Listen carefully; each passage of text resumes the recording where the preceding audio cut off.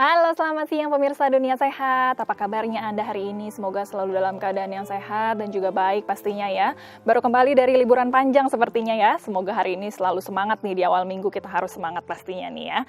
Pemirsa Dunia Sehat, kalau kita bicara mengenai pertumbuhan dan kesehatan tentang anak kita, tentunya kita sebagai orang tua ini menginginkan yang paling baik ya untuk anak kita. Nah, seperti yang kita ketahui juga nih pemirsa, kalau anak-anak ini memang rentan dengan berbagai macam penyakit dikarenakan memang belum memiliki sistem kekebalan tubuh yang sempurna. Nah, sehingga tidak heran juga nih, mestinya anak-anak kita biasanya kalau masih di bawah usia 10 tahun sering terkena dengan berbagai penyakit ya, seperti penyakit diare, influenza, atau tipes biasanya nih kalau masih berusia di bawah 10 tahun. Nah, namun pemirsa Dunia Sehat, di lain sisi ada juga nih penyakit yang tidak berkaitan dengan kekebalan tubuh pada anak. Dan biasanya kasusnya cukup banyak terjadi pada anak-anak. Ada beberapa penyakit kronis seperti kanker, ada hidrosefalus, dan penyakit jantung bawaan yang semakin tahun nih kasusnya semakin meningkat. Nah, pemirsa Dunia Sehat, kali ini di topik Dunia Sehat hari ini kita akan bahas mengenai penyakit-penyakit kronis yang banyak menyerang anak-anak. Dan bagi pemirsa Dunia Sehat yang ingin tanya langsung, ada dokter di sini dan ada satu narasumber saya. Anda bisa ikutan ngobrol dengan kita di sini dengan menghubungi kami di 021 290 32644 atau mention kami di Twitter kami ada di @daai_tv, sertakan hashtagnya tagar Dunia Sehat. Oke, sebelum kita ngobrol-ngobrol dengan narasumber saya, kita simak dulu yuk, ada sekilas informasi berikut ini. Pemirsa Dunia Sehat, kesehatan anak merupakan hal yang harus diperhatikan para orang tua.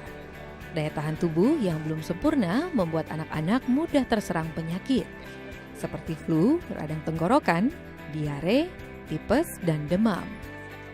Namun di satu sisi, ada juga penyakit kronis yang bisa menyerang anak-anak, seperti kanker, hidrosefalus, retinoblastoma, dan jantung bawaan. Organisasi Kesehatan Dunia WHO mencatat kematian terbanyak akibat kanker anak terjadi pada usia 5 hingga 14 tahun. Dan diperkirakan ada 175.300 kasus baru setiap tahunnya.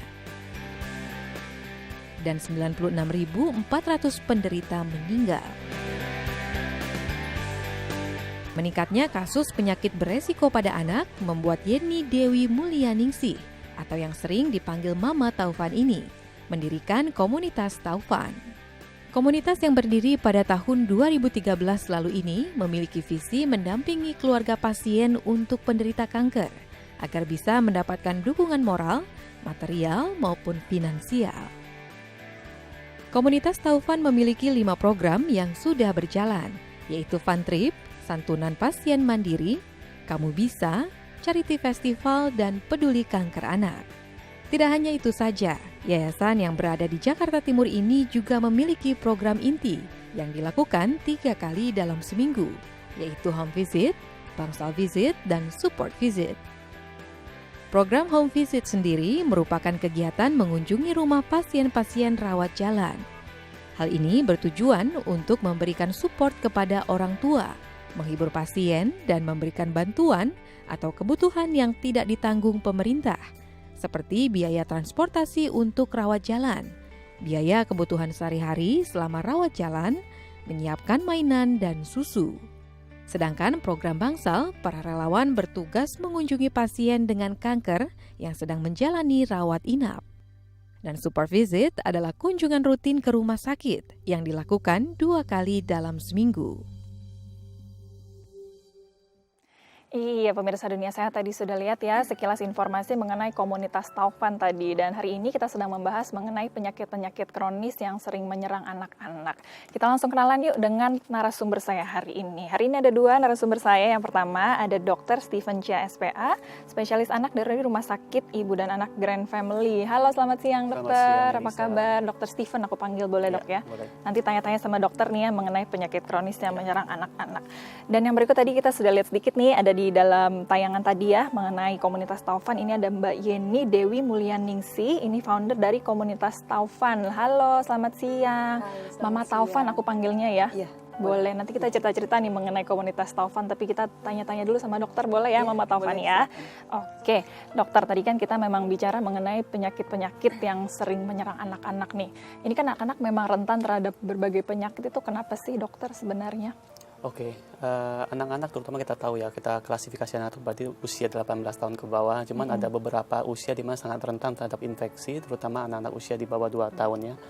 Karena imunitas mereka itu belum matang. Jadi imunitas itu mereka dapatkan pada awal itu dari plasenta ibu. Jadi saat kehamilan itu, ibu memberikan kekebalan tubuh kepada mereka sampai usia 6 bulan. Kemudian setelah usia 6 bulan itu, kemudian anak itu akan belajar sendiri dengan mendapatnya infeksi, kemudian dapat dari bantuan nutrisi sebagainya, dia akan imunitas mereka akan belajar untuk mengenai suatu penyakit dan akan memberikan kekebalan tubuh kepada anak tersebut. Oke, berarti anak-anak itu memang di dalam perut biasanya imunitasnya dari ibunya berarti Betul. ya. Dan sampai usia 6 bulan itu masih ada dari sisa-sisa yang dari Betul. dalam perut, tapi dari 6 bulan sampai 2 tahun berarti itu yang paling rentan karena belum sempurna tadi ya kekebalan tubuhnya Iya, itu dari betul. dokter ya. Kekebalan tubuh ini sebenarnya apa aja sih fungsinya, dokter? Oke, kekebalan tubuh itu fungsi sebagai kalau kita ibaratnya seperti tentara jadinya. Jadi kalau kuman-kuman itu seperti musuh dari tentara tersebut. Jadi tentara itu akan melindungi host atau tubuh daripada anak tersebut jika terdapat serangan dari luar. Itu fungsinya seperti itu. Jadi misalnya kalau ada infeksi, kalau ada sakit atau seperti apa, tubuh akan merespon tentaranya itu untuk memerangi kuman tersebut.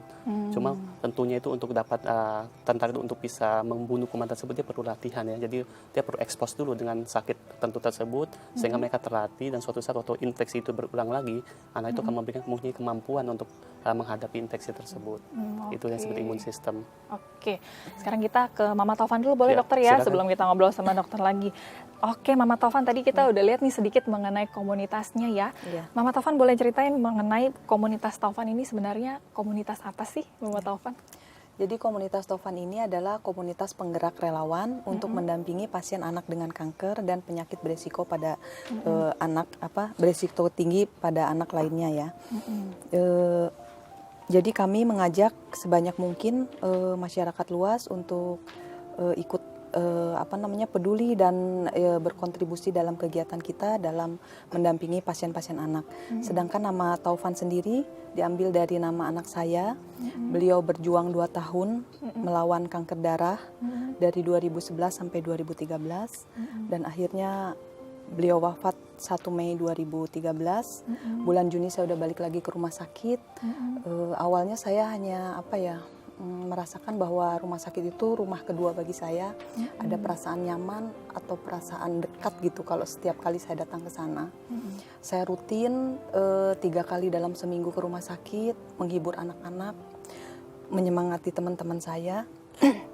Dari setiap kegiatan itu saya selalu berbagi pengalaman dengan teman-teman yang lain lewat email. Saya nggak tahu bahwa mereka saling berbagi informasi dengan relawan lainnya dan satu persatu semakin hari sampai hari ini semakin banyak orang yang bergabung dalam kegiatan komunitas Taufan.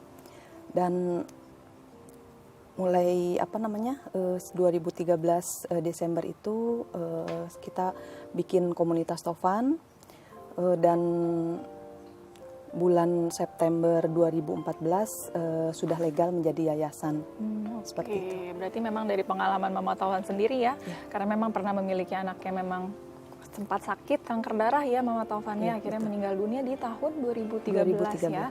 Akhirnya karena memang sesama orang tua yang pernah mengalami anak yang memiliki penyakit kronis ini akhirnya mendirikan yayasan untuk relawan-relawan untuk menghibur anak-anak ini tadi ya komunitasnya. Semuanya mengalir begitu aja.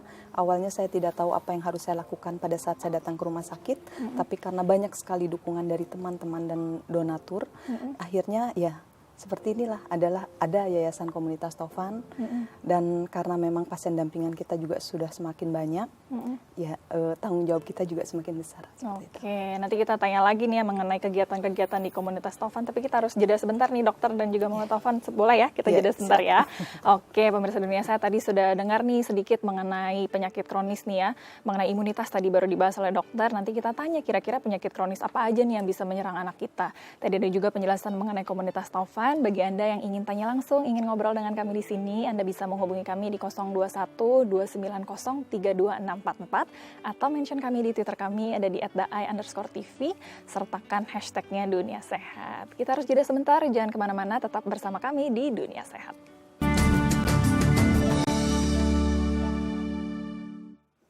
Anda kembali lagi di Dunia Sehat pemirsa. Saat ini kita sedang membahas mengenai penyakit-penyakit kronis yang banyak menyerang anak-anak. Bagi Anda yang ingin tanya langsung kepada kami di sini, Anda bisa menghubungi kami di 021 290 32644 atau mention kami di Twitter kami ada di @daai_tv, sertakan hashtagnya Dunia Sehat. Kita lanjutkan lagi obrolan kita hari ini dengan Dr. Steven Chia SPA, spesialis anak dari Rumah Sakit Ibu dan Anak Grand Family, dan ada juga Ibu Yeni Dewi Mulyaningsih, founder dari komunitas Taufan yang sering kita panggil dengan Mama Taufan ya.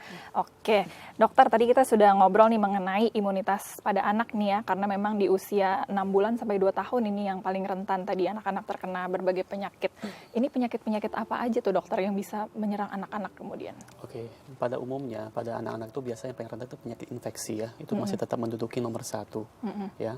Setelah itu ada penyakit-penyakit yang sifatnya kronis. Jadi yang sifatnya butuh waktu yang jauh lebih panjang biasanya ya. Salah satu contoh misalnya untuk penyakit kronis itu misalnya ya salah satunya itu misalnya gizi buruk ya atau gizi kurang, itu paling banyak sebenarnya. Beberapa penyakit alergi, dan kemudian yang emerging sekarang ini ada salah satu penyakitnya kanker ya, kanker yang saat ini juga banyak orang tua itu mulai aware, mulai sadar kalau itu termasuk penyakit yang cukup membahayakan ya, dan mereka cepat membawa anaknya ke dokter untuk dilakukan pemeriksaan sehingga diagnosa dapat ditegakkan. Berarti dari penyakit infeksi, tadi ada alergi juga, gizi buruk, dan yang sekarang paling banyak nih kanker nih ya, yang lagi meningkat nih dokter ya. Yang berhubungan dengan imunitas tadi itu semuanya atau yang mana tuh dokter? Semua saling berhubungan, jadi interplay. Jadi imunitas itu ada suatu kondisi di mana tubuh itu kan mampu untuk mempertahankan dirinya ya. Jadi imunitas itu sangat dipengaruhi juga oleh faktor sebelumnya, misalnya gizinya pasien misalnya. Kalau misalnya pasien dengan gizi yang kurang misalnya, tentunya untuk dapat mempunyai imunitas yang baik, mereka harus mempunyai gizi yang baik pula. Jadi mereka saling berperan satu dengan yang lain. Misalnya infeksi, kalau gizinya kurang baik, penyembuhan mereka terhadap penyakit infeksi akan berkurang juga kan. Ya, respon terhadap pengobatan juga tidak sebaik dengan anak-anak yang gizinya lebih baik. Begitu juga dengan beberapa penyakit kanker ya. Jadi ada hubungan juga dengan misalnya sosioekonomi yang rendah, dengan gizi yang kurang, terus mereka lebih rentan juga. Walaupun tidak semuanya itu 100% berhubungan dengan gizi ya. Cuman gizi memainkan peran yang sangat penting sekali untuk anak-anak ya, dalam memperbaiki imun sistemnya mereka itu luar biasa pentingnya. Oke, berarti memang imunitasnya sendiri juga berhubungan dengan gizinya. Betul, tadi dokter ya. Kalau memang gizinya baik, imunitasnya juga baik, kemungkinan terkena penyakitnya juga bisa menurun kemudian ya. Nah dokter, ini penyakit yang banyak berkembang, ini kanker. Kanker apa yang paling tinggi saat ini nih dokter? Oke, untuk anak-anak kanker nomor 1 yang paling sering itu sekarang ada kanker darah ya, yang kita sebut dengan leukemia, yaitu kanker darah putih. Itu menduduki nomor 1 dari urutan penyebab kanker terbanyak pada anak-anak. Kemudian disusul dengan kanker padat yang terdapat pada otak, jadi kanker otak. Itu yang paling sering. Jadi kanker darah sama kanker otak yang paling banyak dari dokter ya. Mama Taufan sendiri juga terkena kanker darah ya? Kanker darah ya. Kanker darah juga.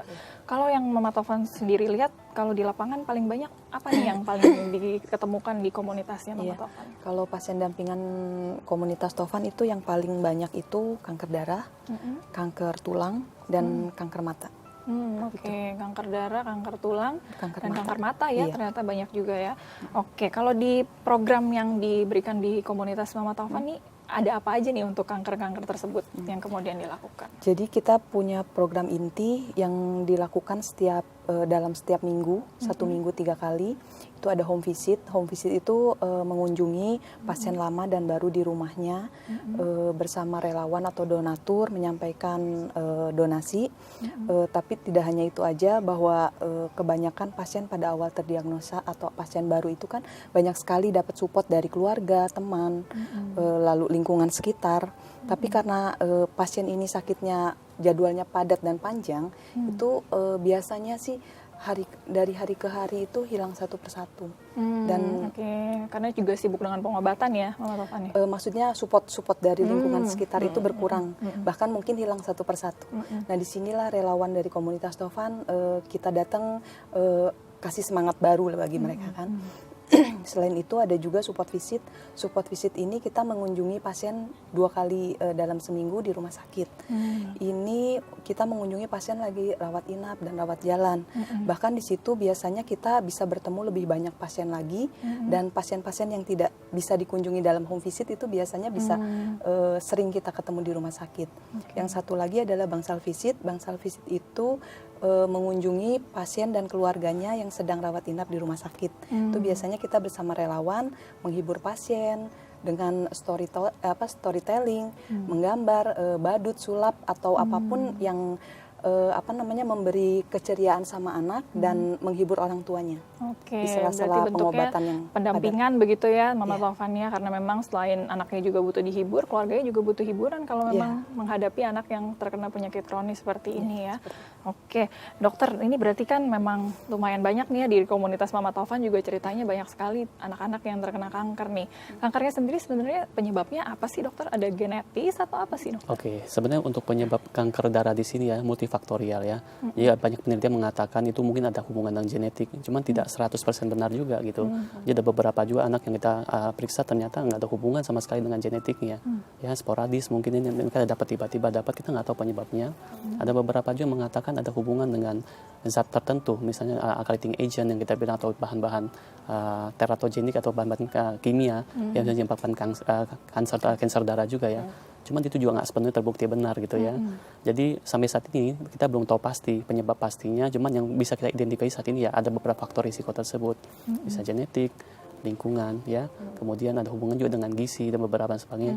Cuman kesimpulannya sampai saat ini kita belum tahu pasti apa penyebabnya daripada kanker darah tersebut. Oke, karena memang penyebabnya belum pasti, berarti pendampingannya juga tidak bisa disiap-siapkan gitu ya Mama Taufannya. Berarti memang orang lain juga harus ikut membantu nih, karena mungkin keluarga juga nggak siap tiba-tiba mungkin dia terkena kanker, karena padahal nggak ada resiko dari kanker dari orang tuanya sebelumnya begitu ya. Oke, kita jeda kembali ya Mama Taufan dan juga dokter, nanti kita lanjut ngobrol lagi. Dan bagi pemirsa Dunia Sehat juga yang ingin ikutan ngobrol di sini, Anda bisa menghubungi kami. Sekali lagi saya ingatkan di 021 290 32644 atau mention kami di Twitter kami, ada di @ai_tv, sertakan hashtagnya Dunia Sehat. Sebelum jeda saya punya info sehat, buah yang berkhasiat meningkatkan kekebalan tubuh. Ini dia. Pemirsa Dunia Sehat, ada beberapa jenis buah yang dapat dikonsumsi dengan tujuan untuk meningkatkan sistem kekebalan atau sistem imun tubuh manusia. Dan berikut ini di antaranya. Buah kiwi kaya akan vitamin C dan vitamin E yang berkhasiat dalam meningkatkan jumlah sel T di dalam tubuh, sehingga sistem kekebalan tubuh pun akan semakin diperkuat.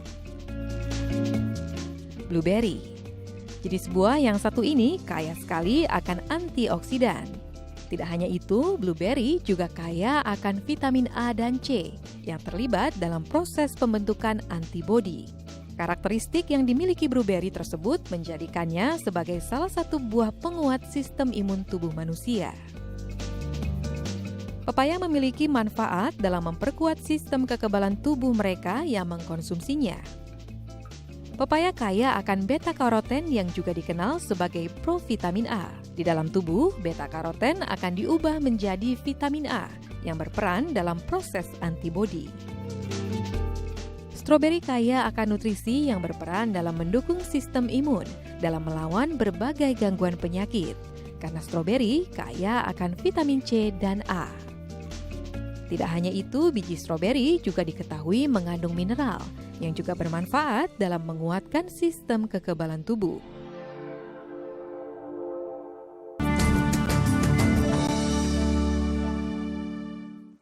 Anda kembali lagi di Dunia Sehat pemirsa. Saat ini kita sedang membahas mengenai penyakit-penyakit kronis yang bisa menyerang anak-anak. Bagi Anda yang ingin tanya langsung kepada dokter di sini, ada juga dari komunitas Taufan di sini, Anda bisa menghubungi kami di 021 290 32644 atau mention kami di Twitter kami, ada di @ai_tv. Sertakan hashtagnya Dunia Sehat. Oke, kita lanjut lagi yuk ngobrol dengan narasumber saya hari ini. Ada Dr. Steven Chia SPA, spesialis anak dari Rumah Sakit Ibu dan Anak Grand Family. Dan ada juga Ibu Yeni Dewi Mulyaningsi, founder dari komunitas Taufan yang kita akrab panggil Mama Taufan. Oke, dokter, tadi kan sudah diceritakan sedikit nih sama Mama Taufan kalau memang banyak anak-anak yang di rumah sakit lama sekali ini biasanya. Biasanya kalau pengobatan dari penyakit kronis ini menghabiskan waktu berapa lama tuh dokter?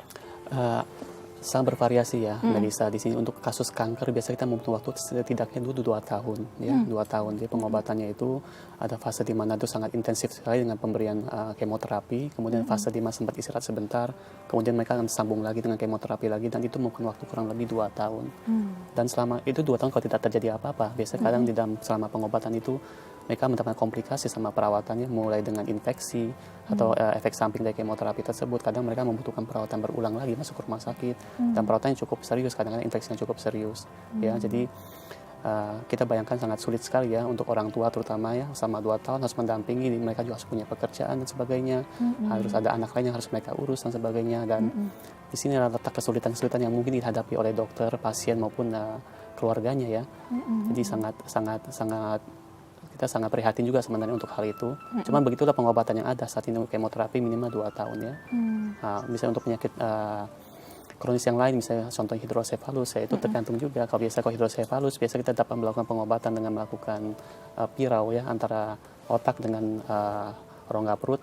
Itu mungkin akan lebih cepat ya, misalnya setelah 1 hari pengobatan, kemudian kita bisa menurunkan tekanan di dalam kepalanya itu, ya biasanya anaknya akan baik. Dan kita hanya membutuhkan kontrol. Jadi sangat bervariasi antara satu penyakit dengan penyakit yang lain, gitu. Tapi memang kalau penyakit kronis itu memang tidak bisa langsung sembuh ya dokter ya, memang harus membutuhkan waktu perawatan yang lama kemudian. Biasa gitu lebih ya. lama ya untuk kasus yang ini ya. Ada beberapa penyakit yang lain yang mungkin bisa lebih cepat juga. Jadi sangat bervariasi tergantung dengan jenis penyakitnya. Oke, dokter tadi sempat sebut hidrosefalus. Sebenarnya kenapa sih dokter anak-anak tuh bisa terkena hidrosefalus? Oke, hidrosefalus itu adalah suatu keadaan di mana cairan di dalam rongga otak itu meningkat ya.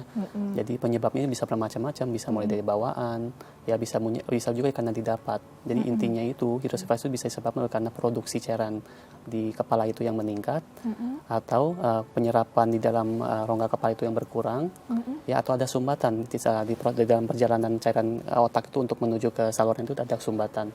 Jadi itu penyebab yang paling sering biasanya ya. Itu merupakan gejala dari penyakit yang lainnya nggak sih, Betul, dokter? umumnya itu suatu gejala ya dari penyakit yang lain. Kecuali yang disebabkan oleh gangguan bawaan ya, di akhir sudah terjadi hidrosefalus itu mungkin bawaan. Cuma pada umumnya yang kita sebut itu yang didapat itu misalnya pasien-pasien dengan tumor otak misalnya ya. Tumor itu akan menekan jalan daripada aliran cairan otak tersebut, akan menyebabkan suatu sumbatan di sana, dan itu akan menyebabkan hidrosefalus ya. Yang lain lagi yang sering itu adalah radang otak atau meningitis ya, radang selaput otak. Itu juga salah satu faktor atau salah satu penyebab penyakit yang dapat menyebabkan hidrosefalus pada anak. Oke. Demikian. Tapi yang bisa terkena hidrosefalus itu anak-anak aja dokter ya? Tidak juga. Jadi hidrosefalus itu sebenarnya satu kata umum yang kita pakai menyatakan bahwa ada peningkatan cairan dalam rongga kepala ya. Jadi yang lebih ekstrim kita lihat itu pada anak-anak usia di bawah 2 tahun ya, di mana kita dapat melihat bahwa kepala anak itu makin membesar biasanya, dan itu kelihatan ekstrim biasanya. Kita lihat ukuran kepala lebih besar dibandingkan badannya ya. Itu disebabkan karena di dalam tulang kepala itu mereka jaringan lunak itu belum menutup ya tulang kepalanya itu, sehingga dimana jika terjadi tekanan di dalam otak itu, cairan itu tetap terus meningkat, itu akan membuat rongga tengkorak itu tidak menutup karena cairan itu besar dan tekanan itu besar, sehingga kepala akan makin besar. Sebaliknya untuk pasien-pasien dengan di atas 2 tahun di mana rongga kepala itu sudah menutup biasanya yang disebut sebagai sutura itu, jadi tekanannya itu tidak bisa lari kemana-mana. Jadi yang terjadi biasa keluhan utama itu sakit kepala biasanya, ya.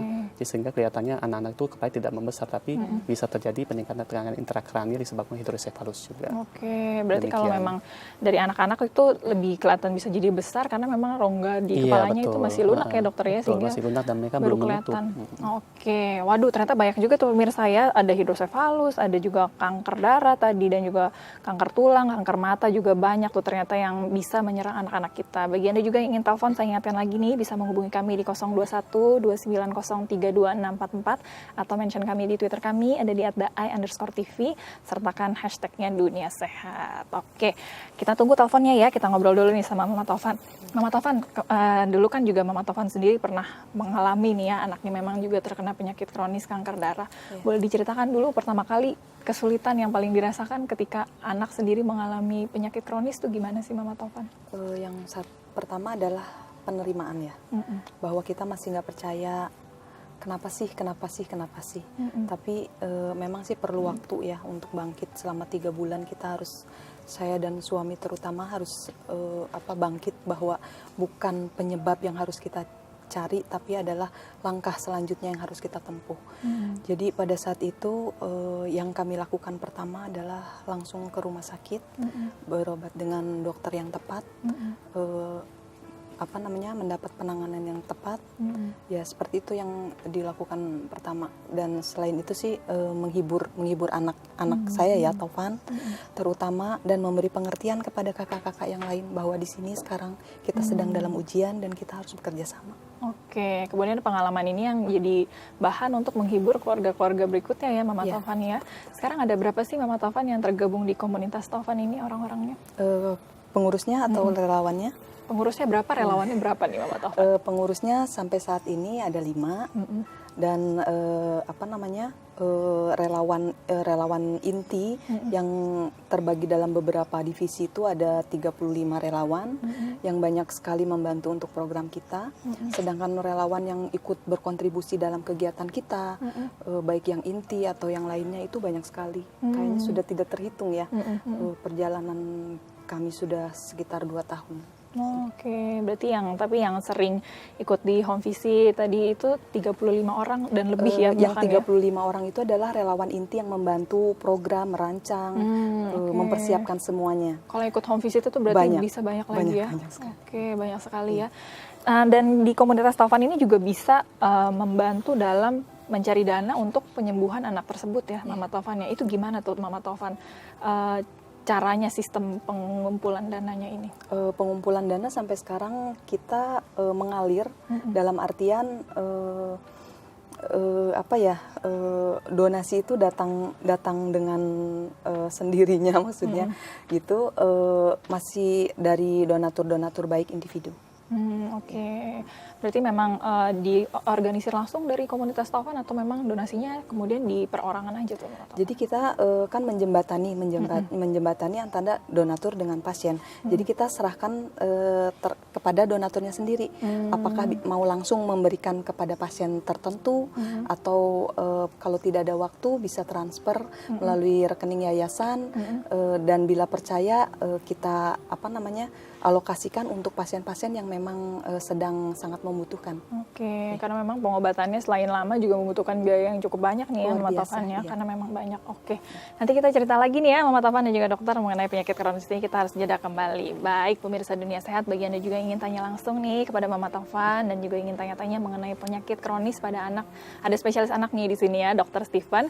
Anda bisa menghubungi kami di 021 290 32644 atau mention kami di Twitter kami, ada di @dai_tv, sertakan hashtagnya Dunia Sehat. Oke, kita jeda kembali, tapi sebelumnya saya punya info sehat, nutrisi penting yang dibutuhkan anak-anak. Ini dia. Pemirsa Dunia Sehat, kesehatan seorang anak secara langsung terkait dengan pola makan mereka.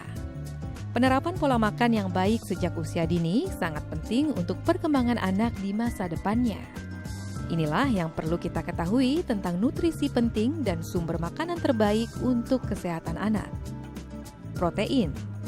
Protein diperlukan untuk membangun sel, melawan infeksi, menghasilkan energi, dan mengangkut oksigen. Protein dapat ditemukan pada susu, telur, kacang-kacangan, buncis, dan kedelai.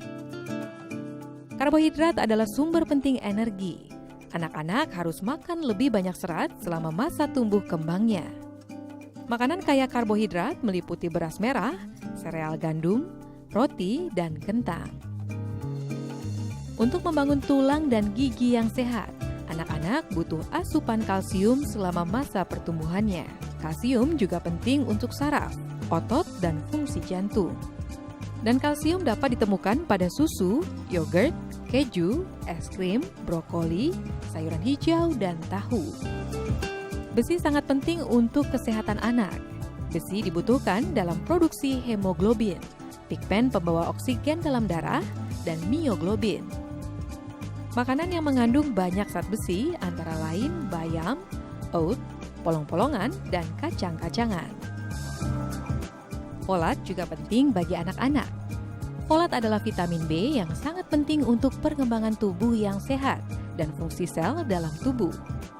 Kandungan folat bisa kita temui di sereal gandum, sayuran hijau seperti brokoli dan bayam, serta polong-polongan.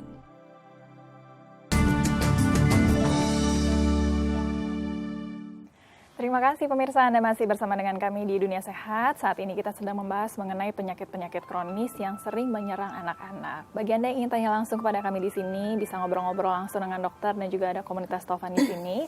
Anda bisa menghubungi kami di 021 290 32644 atau mention kami di Twitter kami ada di @daai_tv sertakan hashtagnya Dunia Sehat. Kita lanjutkan lagi obrolan kita hari ini dengan Dr. Steven Chia SPA, spesialis anak dari Rumah Sakit Ibu dan Anak Grand Family. Dan ada juga Ibu Yeni Dewi Mulyaningsi, founder dari komunitas Taufan yang sering kita panggil Mama Taufan. Oke, Mama Taufan, boleh diceritakan selama ini sudah ada berapa anak nih berarti yang sudah dibantu oleh Mama Taufan di komunitasnya? Biasanya dari daerah mana sih Mama Taufan? Jakarta aja atau dari luar kota juga? Pasien yang kita bantu itu dari seluruh Indonesia yang berobat di Jakarta. Sampai hari ini karena kita yang tercatat adalah maksudnya dalam pencatatan yang lebih rapi adalah pada saat sudah terbentuknya yayasan. Jadi Yayasan Komunitas Taufan ini sudah mendampingi 315 pasien. 315 pasien. Iya, tapi jumlah itu bisa lebih kalau ditambahkan dengan kegiatan kita selama 2 tahun ini. Dan banyak juga dari donatur-donatur lain yang langsung memberi langsung kepada pasiennya. Oke, berarti sudah sekitar 300-an ya dari seluruh Indonesia sudah dibantu nih ya dari komunitas Mama Taufan, bahkan kalau lebih selama ya. 2 tahun ini mungkin bisa 400 sampai 500 sampai 500. iya. Oke, kita tahan sebentar obrolannya dokter dan juga Mama Taufan. Kita angkat telepon ya. Halo, selamat siang. Halo. Halo, selamat siang. Selamat siang. Ibu dengan Ibu siapa di mana, Bu? Saya dengan Nadia. Dengan Nadia di mana? Saya di Bekasi. Di mana? Di Bekasi. Di Bekasi. Silakan pertanyaannya Nadia. Iya, halo, selamat siang, Dok. Selamat siang. Iya, Dok, saya mau tanya. Saya punya keponakan ini umurnya 4 tahun. Kalau keterangan diagnosanya ini kan dia paru-paru basah. Nah, kalau misalnya teman-teman cerita nih tetangga katanya bisa berimbas ke penyakit jantung karena kan gejalanya batuk-batuk terus nih, Dok, udah kurang lebih 1 tahun. Apa benar itu, Dok? Oke, dokter ada yang mau ditanyakan kepada Nadia? Apakah gejalanya hanya batuk-batuk saja, Ibu? Apakah Iya, ada demam? Ya. Oke, Bagaimana paru-paru dengan basah demam? ya. Iya, batuk. Halo Ibu, apakah ada demam? Halo. Waduh, terputus nih dokter, sayang sekali. Semoga Oke. cukup ya dokter ya Iya, informasinya nih. Nih ada keponakannya Ibu Nadia ini umur 4 tahun, ada paru-paru basah, apakah dari batuk-batuknya bisa kemudian menyebabkan penyakit jantung, dokter? Oke, jadi sebenarnya mungkin efek tidak langsung ya. Jadi ada besar kemungkinan kalau misalnya ada paru-paru basah itu ada 2 organ yang kemungkinan besar terkena ya. Satu, paru-parunya sendiri yang menjadi penyebabnya ya. Kenapa terjadi paru-paru basah. Kedua, mungkin ada masalah dengan jantung yang menyebabkan paru-parunya basah. Jadi saya butuh sebenarnya informasi tambahannya apakah gejala itu muncul sebelum usia 4 tahun misalnya, waktu misalnya anak itu menyusu misalnya, apakah waktu saat menyusu itu anaknya kesulitan bisa biru saat menyusu dan sebagainya. Cuma kalau dari cerita ibunya batuk-batuk lama, saya khawatir mungkin penyakit infeksi di sini yang berperan ya. Ya mungkin primernya itu mungkin di paru-paru yang memberikan komplikasi terjadinya paru-paru basah ya. Salah satu contoh yang paling sering adalah penyakit yang kita orang awam itu bilang flek paru ya, atau kita sebut sebagai tuberkulosa ya. Jadi itu bisa menyebabkan juga paru-paru basah ya. Jadi primernya itu di paru gitu loh. Jadi itu bisa diobati sebenarnya. Cuma sebelum itu kita mesti lakukan dulu pemeriksaan khusus. Satu, kemudian untuk membuktikan apakah benar ada infeksi paru-paru tersebut. Dan jika memang benar, kita harus melakukan tindakan, apakah ada tindakan yang perlu kita invasif sifatnya untuk mengurangi paru-paru basah tersebut. Misalnya ada cukuran paru-paru basah tersebut menyebabkan anaknya susah bernafas, sulit untuk makan dan minum, itu lebih emergensi untuk dilakukan dahulu gitu loh. Dan sekaligus untuk mengambil sampel di sana, setelah sampel itu diambil, kita bisa lakukan pemeriksaan di laboratorium untuk membuktikan apakah itu berasal dari paru-paru atau mungkin ada penyebab yang lain, misalnya jantung atau misalnya mungkin untuk hal yang beberapa kasus yang jarang mungkin kanker ya bisa juga ya begitu. Oke, berarti ini memang ada kedua kemungkinan ya dokter ya, Betul, memang mungkin dari paru-parunya atau mungkin dari jantung yang jantungnya. menyebabkan dari paru-parunya. Tapi Betul. paru-paru basahnya ini bisa disembuhkan dokter ya? Tergantung penyebabnya. Jadi kalau misalnya penyebabnya karena infeksi paru-paru itu bisa disembuhkan. Kalau misalnya karena gangguan jantung, kan tergantung jantungnya jenisnya apa. Misalnya jantung bawaan kah, atau penyakit jantung didapat, misalnya demam rematik dan sebagainya. dan semua itu bisa dilakukan pengobatan ya, sangat tergantung dengan diagnosanya. Jadi sangat penting dalam hal ini adalah menegakkan diagnosa tersebut. Jadi kalau diagnosa sudah tegak, pengobatannya akan mengikuti secara otomatis. Berarti untuk Ibu Nadia yang paling penting ini diperiksakan lebih lanjut supaya diketahui nih apakah memang penyakitnya di paru-parunya atau di jantungnya. Kalau memang sudah diketahui penyebabnya di mana, langsung di diagnosa berikutnya nanti dikasih tahu deh sama dokter kira-kira pengobatannya seperti apa. Semoga bisa segera normal kembali ya keponakannya Ibu Nadia. Oke, dokter, tadi kita kan sudah ada telepon ya dari Nadia, ini 1 tahun, kemudian batuk-batuk, paru-paru basah. Biasanya kalau anak-anak yang ada penyakit kronis lainnya, ada gejala-gejalanya nggak sih dokter? Biasanya gejala yang pada pasien kronis itu sangat tidak spesifik ya. Itu sangat tergantung dengan diagnosanya tentunya. Kalau misalnya pasien-pasien dengan leukemia misalnya, kita sebut karena ini yang paling sering ya, mereka bisa datang dengan misalnya tidak nafsu makan, lemas, pucat, ya kadang-kadang kadang-kadang performansi sekolahnya bisa menurun juga kadang-kadang mereka ya. Terus kemudian misalnya sakit yang nggak sembuh-sembuh, demam yang berulang-ulang, sembuh hilang, cuman nggak pernah sembuh, tidak pernah selesai misalnya. Itu sudah membawa suatu kecurigaan kepada orang tua untuk datang berobat kepada dokter untuk mencari lebih lanjut apakah penyebabnya salah satunya itu. Jadi sangat tidak spesifik, jadi sangat hati-hati sekali. Jadi tidak bisa menganggap remeh keluhan orang tua atau keluhan daripada anak tersebut. Jadi yang paling tepat adalah setelah kita melakukan observasi pada anak tersebut, kalau kelihatannya memang ada masalah, bawa ke dokter untuk dilakukan pemeriksaan lebih lanjut. Karena memang tidak spesifik kalau penyakit kronis ini ya. Sangat tidak spesifik. Mama Taufan, kalau dari pengalaman Mama Taufan dulu, waktu di Taufan sendiri ada gejala-gejala khusus nggak waktu diketahui ternyata leukemia? Iya, gejalanya salah satunya tadi yang udah disampaikan sama dokter Stephen ya, itu demam yang nggak kunjung sembuh ya. Jadi pada saat demam diobati sembuh tapi kembali lagi. Tapi kalau anak saya waktu itu metastasis atau penyebarannya itu sudah ke mata, ke bola mata. Jadi bola matanya itu menonjol. Jadi memang lebih terlihat kemudian dibawa ke rumah sakit oleh Mama Taufan. Itu kan waktunya cuman sekitar 1 minggu. 1 minggu ada kecurigaan, selanjutnya setiap hari membesar sebelah bola matanya. Karena memang penyakit kronis ini ternyata penyebarannya cepat ya dokter ya. Kalau di leukemia ini, maka kalau bisa memang diawasi terus anaknya sehingga langsung bisa dibawa ke dokter, diperiksakan lebih lanjut kemudian supaya tidak terlalu tambah parah kemudian ya Mama Taufan dan juga dokter. Kita harus jeda kembali nih Mama Taufan dan juga dokter. Nanti kita tunggu lagi siapa yang mau telepon, boleh ya ngobrol-ngobrol sama kita ya. Baik pemirsa Dunia Sehat, bagi Anda juga yang ingin tanya langsung kepada dokter di sini seperti Ibu Nadia tadi, Anda bisa menghubungi kami di 021 290 32644 atau mention kami di Twitter kami ada di @daai_tv, sertakan hashtagnya Dunia Sehat. Habis ini habis loh, jadi jangan kelewatan ya, langsung telepon kita. Sebelum jeda kembali, saya punya tips kesehatan ciri-ciri anak sehat. Ini dia. Kesehatan. Ciri-ciri anak sehat. Tingkat perkembangannya sesuai dengan tingkat umurnya. Tampak aktif atau gesit dan gembira. Mata bersih dan bersinar. Memiliki nafsu makan yang baik. Bibir dan lidah tampak segar. Pernafasan tidak berbau. Kulit dan rambut tampak bersih dan tidak kering. Mudah menyesuaikan diri dengan lingkungan.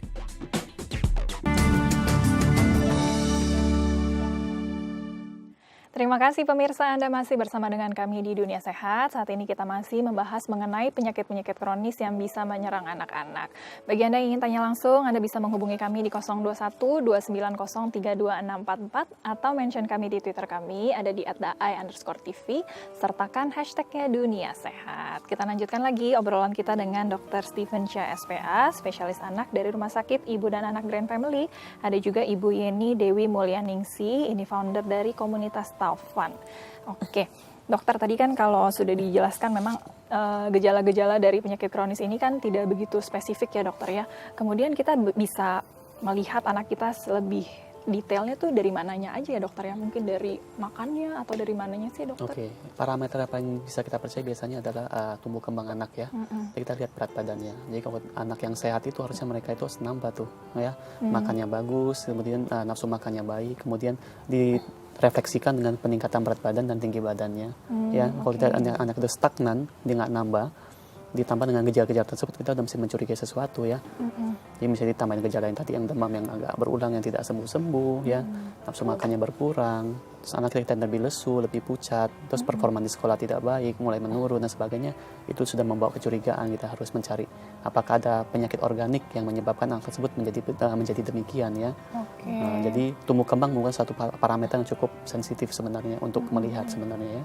Apakah memang anak ini sehat atau enggak Betul, dari tumbuh kembangnya dari tumbuh ya? kembangnya. Kalau nggak tumbuh-tumbuh ini kecil terus kita harus Ya, harus waspada curiga, berarti sudah dan harus dokter ya. waspada. Nggak harus penyakit kronis ya, bisa penyakit yang lain juga jadinya. Oke, Itu betul. suatu tanda awal sebenarnya untuk kita melihat ada sesuatu pada anak kita. Nah dokter, ini kan memang berarti penyakit kronis ini bisa menyerang anak-anak kita karena memang belum diketahui juga penyebabnya begitu dokter ya. Kemudian pengobatan yang harus dilakukan apa nih berarti dokter untuk anak-anak tersebut? Dalam arti pengobatan atau pencegahan di sini ya? Pengobatan ya? dulu mungkin, pengobatan. dokter. Oke. Untuk pengobatan saya kembali lagi kepada diagnosa tadi ya. Jadi kalau misalnya cancer terutama leukemia, tentunya bukan staging, kita menentukan tuh jenis kansernya apa. Kemudian kedua, terapi otomatis yang mengikuti, bisa kalau untuk kanker darah misalnya kita akan lakukan kemoterapi. Kalau misalnya contoh hidrosefalus kita akan melakukan pirau antara otak dengan rongga perut. Bisa kalau pasien dengan gizi kurang kita perbaiki gizinya. Misalnya pasien dengan alergi, contohnya asma, kita obati ya asmanya. Itu semua tergantung dengan diagnosanya. Sangat bergantung sekali. Jadi sangat bervariasi antara penyakit kronis yang satu dengan penyakit yang lain, tergantung dengan diagnosanya. Oke, semuanya kembali ke Betul, diagnosa diagnosa. tersebut ya dokter ya. Betul. Kalau memang bisa diketahui secara dini, bisa langsung disembuhkan, kemudian pengobatannya bisa lebih tepat ya dokter ya. Iya, ada yang bisa Oke. disembuhkan, ada yang bisa kita tidak bisa sembuhkan ya. Cuman Tapi umumnya ditekan kemudian betul. begitu, dokter, ya. Sangat penting diagnosa itu jadinya ya. Oke, kita tahan lagi obrolannya, kita angkat telepon boleh ya sama telepon dan dokter ya. Halo, selamat siang. Halo, Ya, halo selamat siang. selamat siang Ibu. Dengan Ibu siapa di mana Bu? Dengan Sarah di Bogor. Sarah di Bogor ya. Silakan Iya. pertanyaannya Ibu Sarah. Ini buat Mama Tovan nih, kalau kita tertarik mau jadi relawan untuk komunitas itu gimana ya caranya ya? Oke, itu aja pertanyaannya. Iya itu aja. Oke, baik. Langsung dijawab ya Ibu Sarah ya. Terima kasih banyak. Oke, gimana nih Mama Tovan, ada yang sudah tertarik ingin jadi relawan, pengen bergabung, gimana caranya? Iya, selamat siang Ibu Farah. Jadi kalau tertarik untuk menjadi relawan di komunitas Tovan, bisa menghubungi kami di www.komunitastaufan.org. www.komunitastaufan.org. Oke. Lalu bisa ikut kegiatan kami yang kegiatan inti itu dalam setiap minggu. Home visit, bangsal visit, atau support visit. Oke, berarti langsung mendaftar saja ke www.komunitastaufan.org ya. Ada teleponnya mungkin Mama Tovan yang bisa dihubungi? Ada Boleh dikasih tahu juga teleponnya? 0812 827 34932. 34932. Oke, nanti bisa dicari lagi lebih lanjut mungkin di websitenya ya Mama Tovan ya. Berarti untuk para relawan nih bisa langsung ikutan bergabung nih, ikut membantu Mama Tovan di sini ya. Oke, program terdekatnya apa nih Mama Tovan kalau misalnya mau ikutan? Iya, saat ini kami sedang melakukan kampanye Kamu Bisa. Kampanye Kamu Bisa ini adalah menyemangati seorang pasien yang sedang drop. Dalam arti bisa jadi drop penyakitnya dan semangatnya. Dan kali ini adalah anak bernama Bagas, dia sakitnya leukemia sejak 2011. Bagas telah selesai melakukan perawatan selama 2 tahun, tapi terakhir ini dia kambuh lagi, sel kankernya kembali ada di tubuhnya, dan kita ingin memberi semangat dan kampanye kamu Bisa ini juga kita memfasilitasi publik yang nggak ada waktu atau ada keterbatasan dalam kalau ingin bergabung di kegiatan kita. Ini bisa karena caranya cukup simpel, sederhana, dan harapan kita adalah dampaknya luar biasa. Jadi cukup kirim foto selfie dengan hashtag Kamu Bisa, Bagas Kamu Bisa, kirim ke info@komunitastaufan.org. Itu nanti kita akan bikin kompilasi foto, lalu kita akan serahkan kepada Bagas dan orang tuanya bahwa sebenarnya di luar sana banyak sekali yang peduli, di luar sana banyak sekali yang turut mendoakan untuk kesembuhan Bagas. Oke, ternyata simpel juga ya Mama Tovan ya, kita semua bisa nih. Abis ini pemirsa juga bisa nih langsung bikin tuh ya Bagas Kamu Bisa, langsung dikirim ke info komunitas.taufan.co.id. Langsung bisa ikutan bantu nih ya. Dokter, terakhir mungkin boleh ada tips terkait dengan penyakit-penyakit kronis pada anak nih, apa yang harus diwaspadai nih oleh orang tua? Oke, jadi yang perlu diwaspadai adalah suatu ibu harus mempunyai kecurigaan yang lebih tinggi ya pada anak-anaknya. Misalnya kalau misalnya melihat sesuatu yang tidak wajar pada anaknya ya, yang seperti saya sebutkan tadi ya, pucat, tidak nafsu makan, demam tidak baik, tidak sembuh-sembuh, ada penyakit-penyakit lain yang kelihatannya kok berulang-ulang datang nggak kunjung sembuh, datang lagi, kambuh lagi ya. Terus cara belajar mereka di sekolah ada masalah misalnya, itu juga sudah membawa kecurigaan pada orang tua ya. Jadi cepat kalau misalnya kayak begitu coba diawasi, kita lihat jangan-jangan ada sesuatu dengan anak tersebut ya. Jadi cepat bawalah ke dokter untuk mendapatkan opini dari dokter apakah anak itu oke atau tidak. Ya. Itu yang paling penting dari semuanya. Terus kemudian ya tentunya yang kita memberikan yang terbaik pada anak kita ya, satu terutama nutrisi. Dan nutrisi luar biasa pentingnya, saya mengatakan penting. Kenapa? Karena paradigma baru ini sudah berubah ya. Jadi gizi itu tidak pada anak saja sekarang. Paradigma baru itu saya melihat gizi sejak usia sebelum konsepsi, malah sebelum sperma dan ovum itu bertemu, kita sudah mengutamakan gizi itu penting. Terutama ibu-ibu, contohnya Melisa, Ibu Yeni ya. Jadi mereka sudah mempersiapkan diri, mereka harus menjaga, sayangilah diri kalian gitu.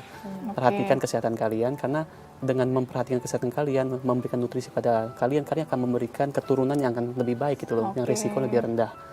Jadi yang paling penting selain waspada pada anak, sebelum hamil juga harus menjaga nutrisi sehingga nanti anak yang dilahirkan sehat ya dokter ya. Oke, boleh Mama Taufan harapan yang terakhir secara singkat nih untuk anak-anak di Indonesia nih mungkin? Harapan saya adalah banyak anak Indonesia yang terhindar dari penyakit-penyakit kronis.